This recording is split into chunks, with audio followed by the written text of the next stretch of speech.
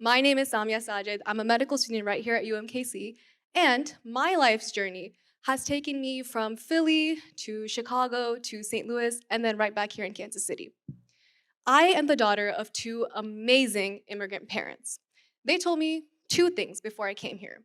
Like all immigrant parents, they told me number one, to not be a disappointment, and number two, to believe in myself. When I saw the amazing lineup of speakers that we had with us here tonight, I immediately Googled, how do I back out of an event without sounding mean? Thankfully, my mother's words lingered in my head, and I decided to instead Google, how do I write an amazing speech? One of the top suggestions was to choose an important topic. So I would like to share with you all a very unique story of mine, and that is my high school experience. So for reference, this is my school hoodie. On the front is my school's name, El Salam Day School, and on the back is the name of my graduating class with just 5 students, including yours truly. It's safe to say that my high school was like a second home. In the mornings, when we were really tired, my friend would bring a kettle to our counselor's office to make sure we could stay awake. Field trips? No need to waste money on a bus. A minivan did the trick just fine. The best part about the whole experience, though, was the people.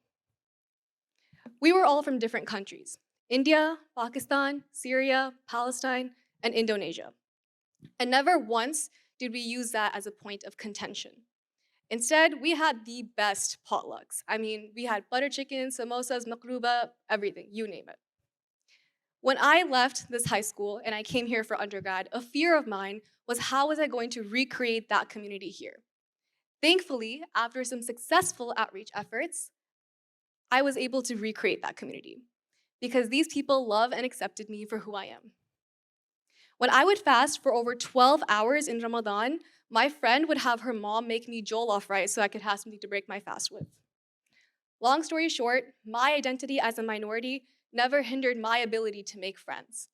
However, that is not a universal concept.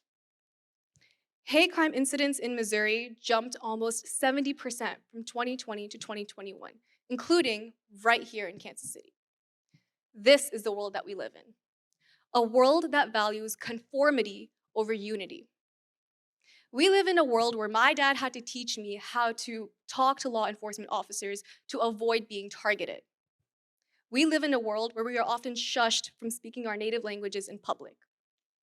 We live in a world where we are taught to endure uncomfortable stares. We live in a world that values these headlines over actual human lives. I understand that my TED Talk might not hold the same value as some of our other speakers here tonight, but I hope you understand that oftentimes stories of coexistence remain unheard. Ladies and gentlemen, as we wrap up today, I would like to remind you all that it is our responsibility to make sure we integrate unity and acceptance into our community. Go ahead and engage in those conversations that you need to have with people of different backgrounds. Go ahead and be fearless when challenging your own prejudices. Support organizations that champion diversity. Commit to lifelong learning and learn to lead by example. These actions are our compass into making sure that our community is safe for us all. Let's leave these hate crimes relegated to history. Let's accept each other's differences and celebrate diversity. I would like to leave you with some wise words that my mom once told me, sandwiched in between "mother knows best" and "here, I made you your favorite butter chicken." She said to me, "Samiya, remember, nobody ever becomes poor from giving." To me, that means we must all generously invest our time and energy into making our society better. Lastly, Google reminded me that I had to end my speech with a strong conclusion. So I would like to remind you all how at the very beginning of my speech, I mentioned that my story is unique. I wasn't talking about a school hoodie or some high school experience. I was talking about how my story of coexisting and being accepted is treated as a privilege, not a right.